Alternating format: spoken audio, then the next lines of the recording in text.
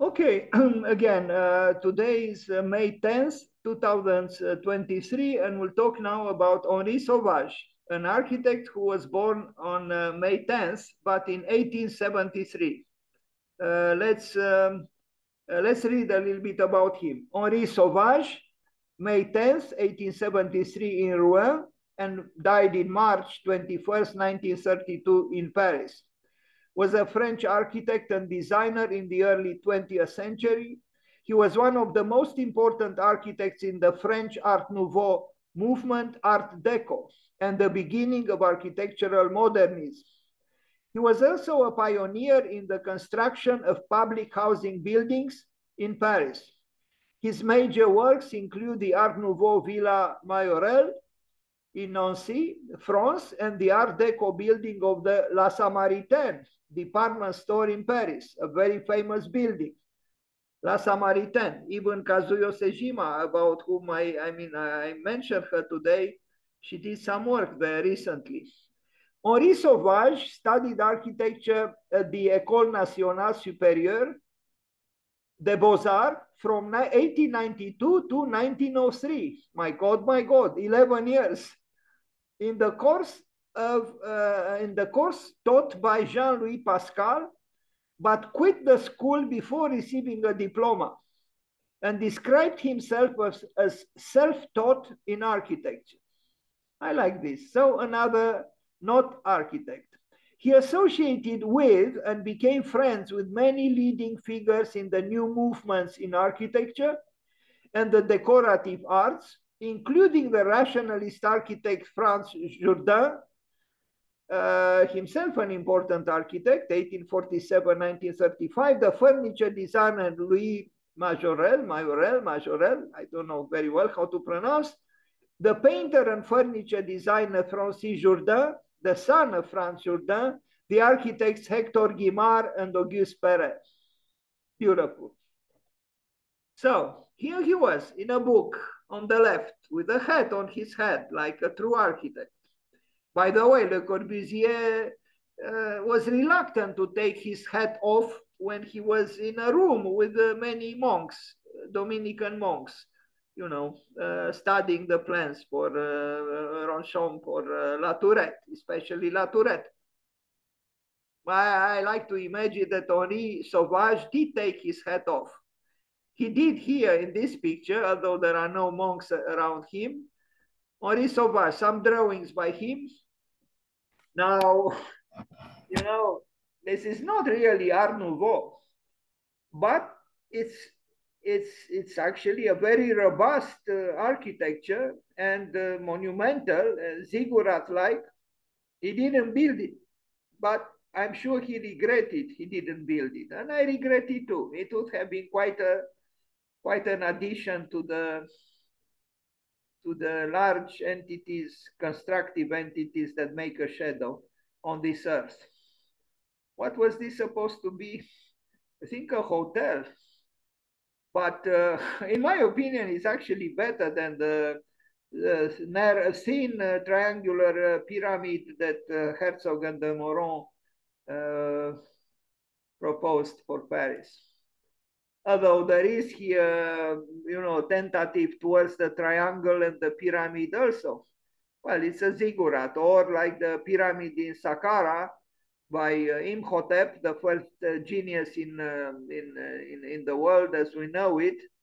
Imhotep, the first architect and the architect of Pharaoh Zoser. He built a step pyramid of Saqqara.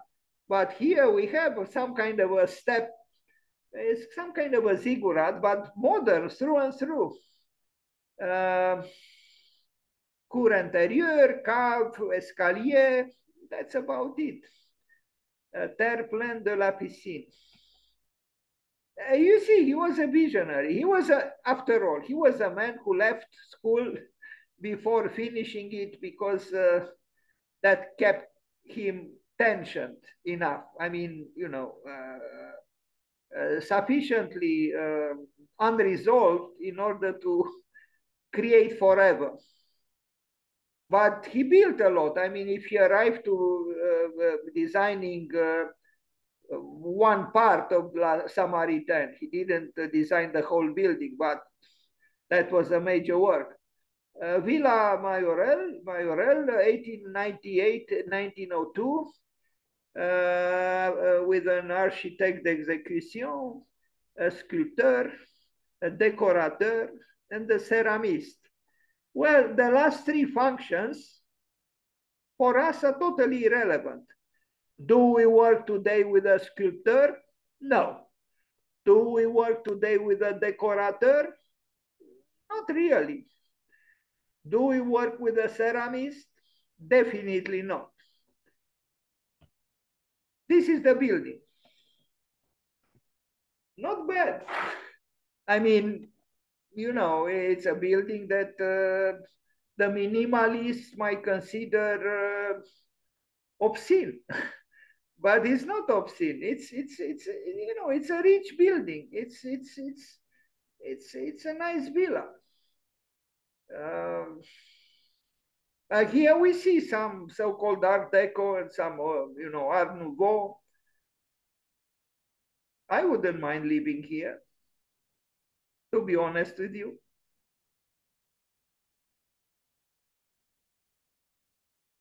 Henri Sauvage. I mean, look at this. Look at this chimney. Look at the stained glass windows. Look at the artworks, you know, at that place where the wall meets the ceiling, which is curved with paintings. And but planting the chimney in this way in the middle of the room is rather unusual, but I don't dislike it at all. After all, it is about fire, and fire is supposed to be at the heart of a building. Frank Lloyd Wright knew it too, and so did Godfrey Semper. But if you allow me now to mention Epimetheus, because we know that fire came to the humans from Prometheus. Prometheus stole the fire from the gods and gave it to the humans. And thus we arrived at I almost said Hector Guimard, to Henri Sauvage. But I discovered in a play by Goethe called Prometheus that actually Prometheus had a brother. And his brother was named Epimetheus. And this is very interesting because the Greeks thought of two brothers. Prometheus in Greek means the one who first thinks and then he acts. In other words, the planner. In a way, the architect. But Epimetheus was exactly the opposite. And in Greek, Epimetheus means the one who first acts and then he thinks. I'm sure Wolf Prix would have laughed at Epimetheus. Why?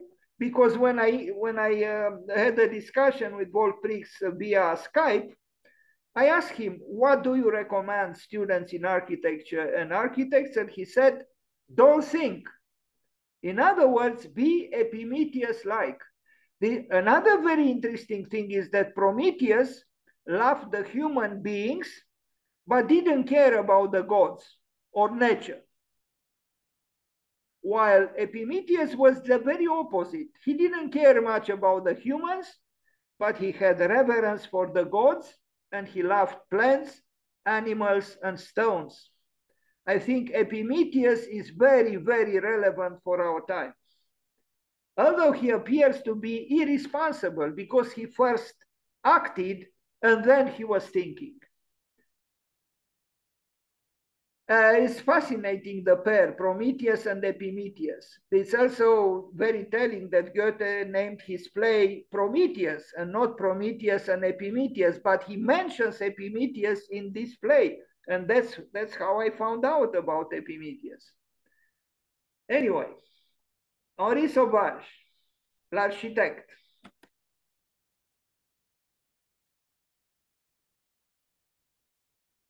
L'architecte who collaborated with le sculpteur, with le décorateur, and with le céramiste. Nice.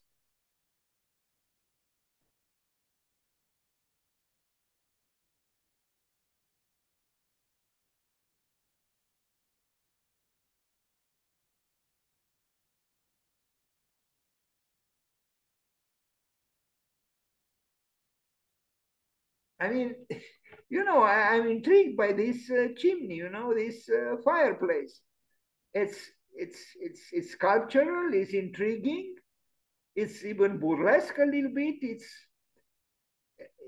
It's meaningful. It's not just we think today about fire only in the utilitarian terms, and to be correct, to respect the requirements of the fire department and so on. We don't think any longer in mythical terms or symbolic terms.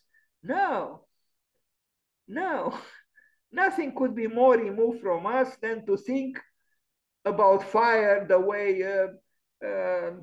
in this case, Henri Sauvage thought, or you know, I know other examples, including Gaudi, because the chimneys above his apartment buildings in Barcelona are monuments of expression and symbolism, and so they are at Chambord. But we don't think in these terms. We are utilitarianists. We always look at the face value of things. Forget about symbol, forget about myth, forget about Epimetheus, and forget about Prometheus. Our life is so boring, really, because of this. Immeuble de rapport. Première collaboration avec Charles Sarrazin. Immeuble d'habitation à bon marché. Paris again. Here it is. I wonder how he was allowed to build, considering that he didn't get a diploma. That would be inconceivable in our country. And maybe in some other countries as well.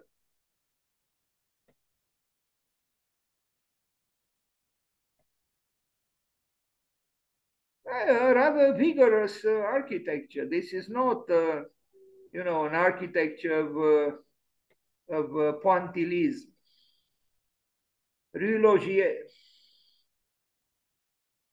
Henri Sauvage. Nice and clean. Villa Natasha, Rue d'Espagne, Biarritz. Now this one is a little bit, picturesque. Maybe a little bit too picturesque for our taste today. But the time when it was built, I guess it was okay. But remember his utopian projects that we saw at the very beginning, and those drawings. I guess he, like many architects, he had troubles to marry his heroic visions with the realities of building in the place and in the time when he was active as an architect.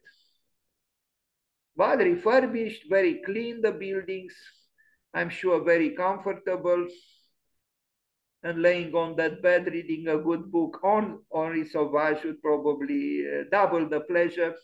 Immeuble d'habitation à bon marché, again, Boulevard de l'Hôpital. Here it is, not bad. A vigorous building.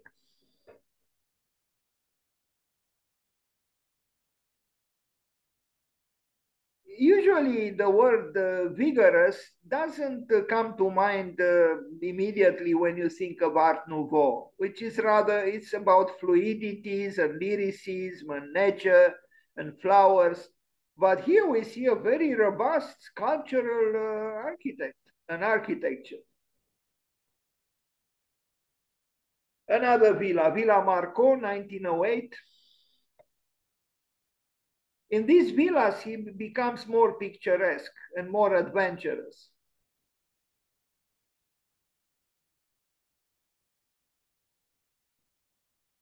And more capricious.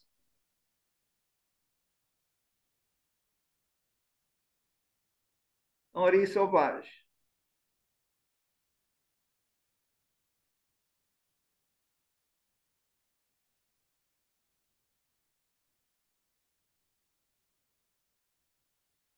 You know what is interesting is that I had a discussion with Bernard Tschumi, who was and is one of the avant-garde architects of our time. And by the way, he was influenced by Yakov Chernikov, whom I presented the other day.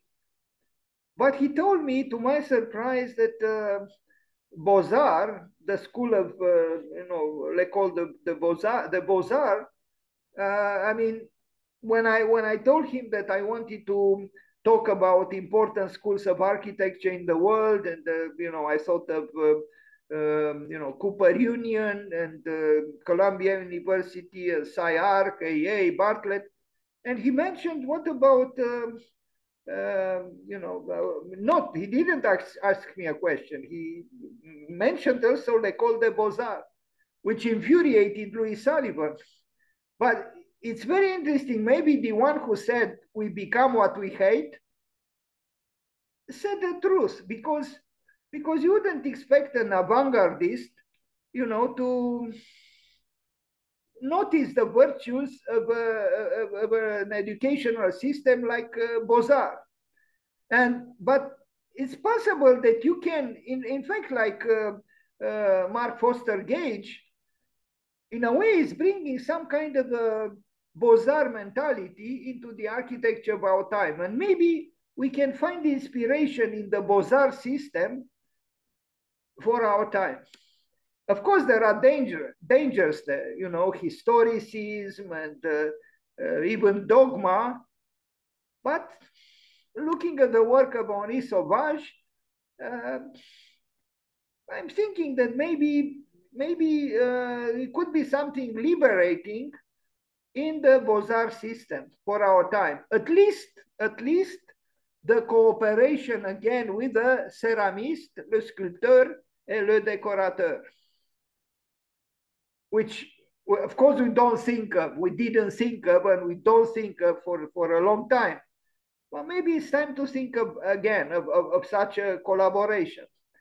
Hôtel Trianon, no pictures, le nouvel hôtel, dénommé aussi Hôtel du Parc.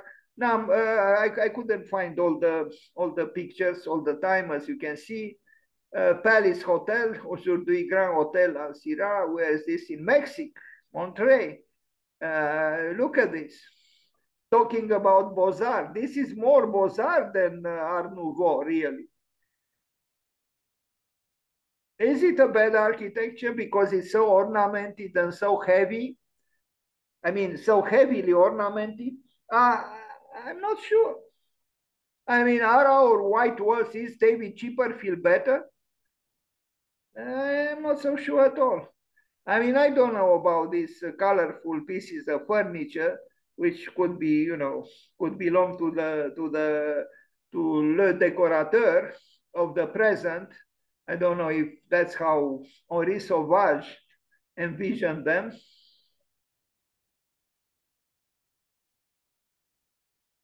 Now, who'd expect such a building in Mexico, designed by Henri Sauvage?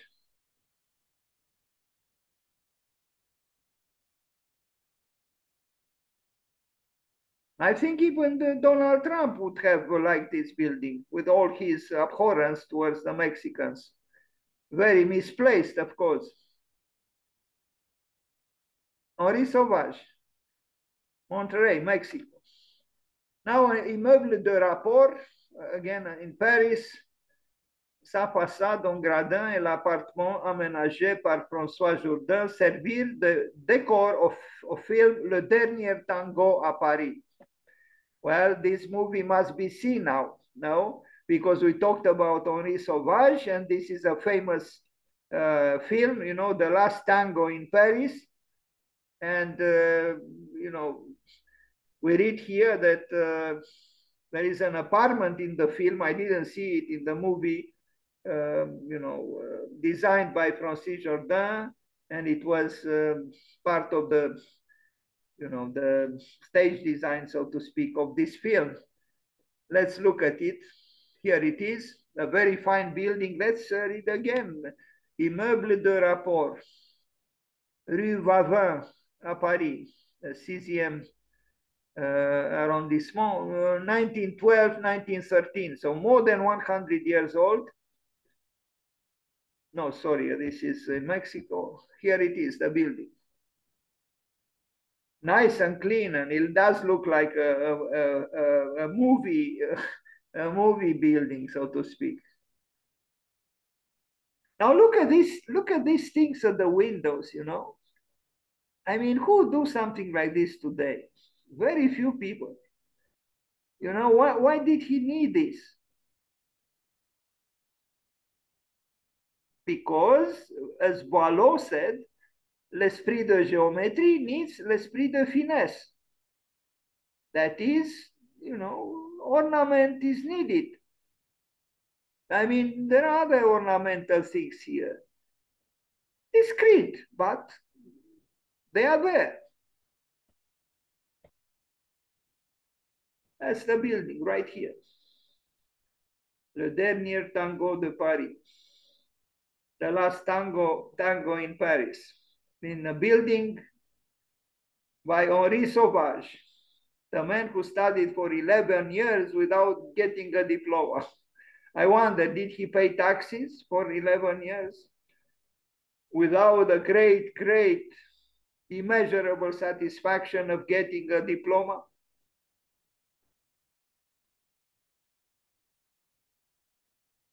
Nice square also, not far from the building. I love these living rooms of the outdoors, as Hannah Arendt would call them. Hannah Arendt asked herself, I mean, no, Hannah Arendt considered that the charm of Paris, which attracted so many great writers and painters and poets and musicians and so on at the turn of the century, the beginning of the 20th century, was because of this, that there were these I don't know, sometimes triangular, sometimes square, you know, such spaces outside that acted kind of like outdoor living rooms. The problem is that in the present, there are so many cars, although Paris is fighting pollution, that these outdoor living rooms lost their charm because of the emissions of the cars and the multitude of the cars, the traffic, pollution, and so on. But the observation of Hannah Arendt is probably worth considering. I love the brickwork here, you know, white brick, but it's very elegant. And we have white and blue, and you know, we are in Paris. And, Henri Sauvage. Bravo, monsieur. And the trees, what can we say? The world without trees would not be a world to live in, that's for sure. Let's keep every tree alive. Magasin et immeuble de bureau. Pour Louis Majorel, here it is. Innovative Henri Sauvage, actually, because there is monumentality here. There is modernity, there is vigor. Immeuble de bureau. Cinema, Gambetta, Paris, 1920.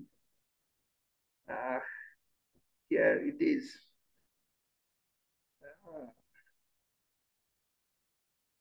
I didn't go to a cinema in many years. It must be nice actually to go. But the pleasure of going to a restricted movie for teenagers while you're supposed to attend some boring classes in high school cannot be matched by anything. I mean, you leave the home to go to school, and instead of going to school, you go to a cinema to see the beautiful Jean Moreau undressing a little bit. What course in any lycée or university can compete with that? None. That's the truth. Decorations, ornaments, references to some mythology, masks. Why not? Something we don't do these days because we have nothing to narrate. We only have blank white walls, a la David Chipperfield. Why he got the Pritzker Prize, I don't know. let's read what's written at the bottom. You know, what's that? A graffiti of some sort? Quand je sors, je veux être libre, pas courageuse. Well, a lady wrote this. You know, she wants to go out and feel free, but not courageous. In other words, it's a protest against the dangers that you know a lady could face at night, even in Paris. I imagine that at night more than during the day. Quand je sors, je veux être libre. Je veux être libre, pas courageuse. Written on the cinema designed by Henri Sauvage. Happy birthday, Henri Sauvage. We are probably the only ones in the world who celebrate you today. Extension du magasin 2 et reconstruction du magasin 3 de la Samaritaine en collaboration avec France Jourdain, 1925-1930. I think I have a plan here because he didn't build the whole of it. It was also refurbished. This is a very famous department store in Paris, Samaritain. I think it's called differently now because it was, I don't know, bought by I don't know what company, but Samaritain is Samaritain. Let's see if I have the plan here. I remember it didn't. Yes, here we see. I think he designed, it doesn't say. I forgot which part. He didn't design all of it. I think this one, number 2, maybe this one, but not this part. I was hoping I had another image, another drawing where it said exactly where he built. But Henri Sauvage is, you know, acknowledged as one of the authors of Le Samaritain. And here we see the various manifestations of this, you know, famous department store in Paris. Not sure if he worked here or not. And he worked with France Jourdain. Anyway, he is one of the authors of this very important department store in this very important city, which when I first visited kind of late in my life, I thought of writing a book called Paris, la plus médiocre ville du monde. And strangely, I intrigued some Frenchmen with this project, so to speak, which I never accomplished. But I thought of it, I don't know why, to write a book with the title Paris, la plus médiocre ville du monde. I was obviously unfair because then I rented a little chambre de bonne for a year, although I lived there only for 2 or 3 months. Samaritain, Henri Sauvage. Not bad. If he designed this part, not bad at all. I guess that part is here. But it saddens me that I don't say which part exactly he designed, Henri Sauvage. Immeuble de rapport et atelier d'artiste studio building. It's a studio building, also in Paris. Well, who said that artists benefit from suffering? Who would suffer in such a building? I mean, you could suffer in such a building when you don't have the money to pay the rent. But otherwise, you know, long live art, long be an artist.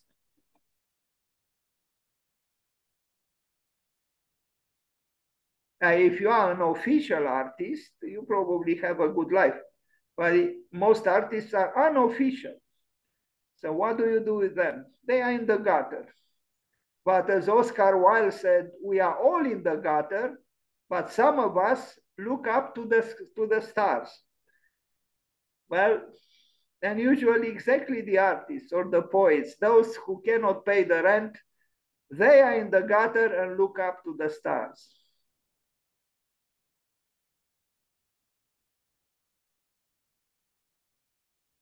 Studios for the artists, Henri Sauvage.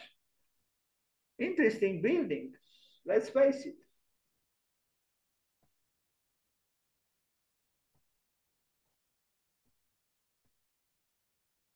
I wouldn't call it Art Nouveau though.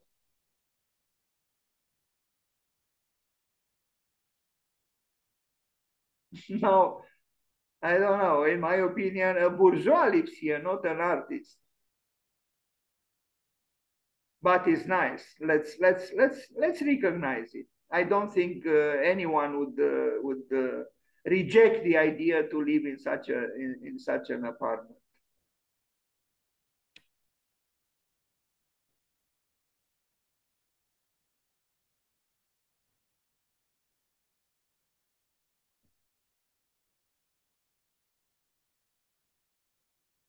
As opposed to Picasso, who had all the money in the world, but he didn't care at all about the environment he lived in. Even in his chateau, he had a whole castle, his property, and he had chairs without a seat,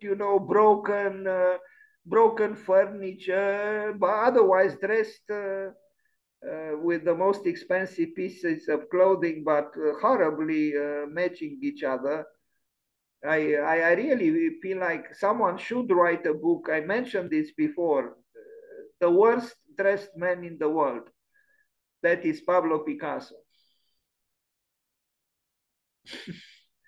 It's hard to imagine how a man who was a master of color would dress so horribly. I have pictures to prove what I said. Immeuble de rapport, le vert galant. Le vert galant. Is it a green building? No, it's not, but it's honoring le vert galant. Not bad. Let's say it. It's not a bad building at all. Henri Sauvage, the man without a diploma. He loves steps. Even here, you see at the top of the building, he couldn't abstain from, stepping back a little bit. Fragments of the ziggurat he always wanted to build. Henri Sauvage, in an old picture, look at the cars.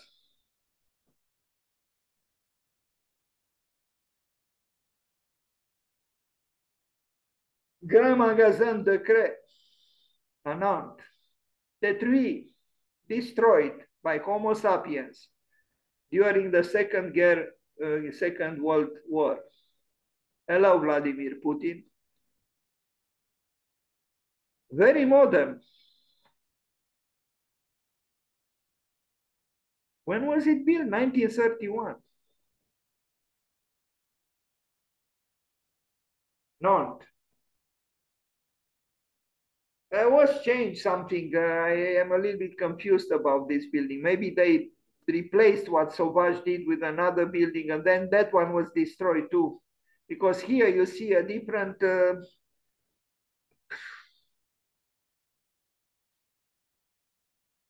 I couldn't solve the mystery, which building actually he built, but apparently they're all destroyed. I guess this was the one built. And here we see some influences a little bit, but it's more radical than Auguste Perret. But this building, if this is the building he built, it's not bad at all. I don't usually admire department stores, or it's a cinema. No, Grand Magasin. It's a department store, but I think that's the one he built. I don't know about the other ones. Anyway, it doesn't matter. This is a good building. And it doesn't exist because it was destroyed by Homo sapiens. But here we see in this picture different building. Maybe this was built in lieu of the other building, the taller one, this one. Sorry about my inability to know for sure what happened here. The Cret. That's it. So let's wish happy birthday to Henri Sauvage on this day of May 10th, May 10th, not 19, what am I saying? 2023. Thank you.